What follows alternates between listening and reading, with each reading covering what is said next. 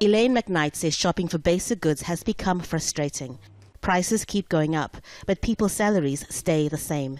Like many Zambians, she's had to cut back on luxuries for herself and her son.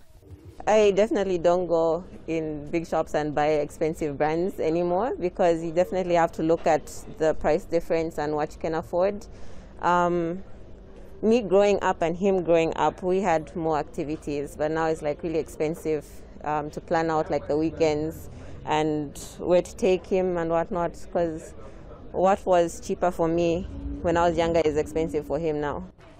Unemployment hit a 10-year high last year. The local currency, the kwacha, keeps losing its value.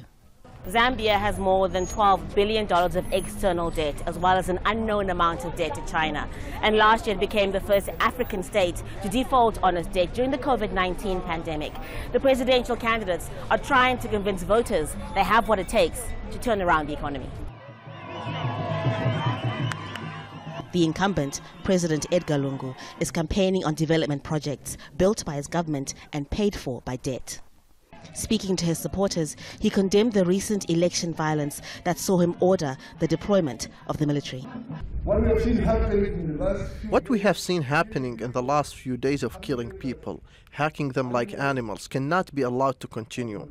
Countries which are broken and failed states start like that. The politically motivated murders we have seen recently must be condemned to the stronger extent, and all culprits must be booked and punished.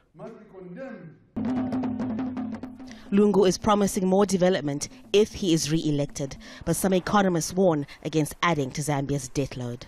That the infrastructure development that you actually put must also be spread between social and productive, so that the productive one is able to give you a return, even though the social one is not giving you the immediate return. And this we didn't do. All the infrastructure that we have done does not seem to be generating the revenue that is required to meet the repayment. And that has been where the shortcoming has been.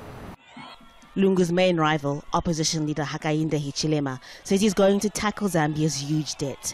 His campaign promises include jobs for the unemployed youth by attracting foreign investors. With voting just days away, analysts say this election is too close to call. Haru, Mutasa, Jazeera, Lusaka.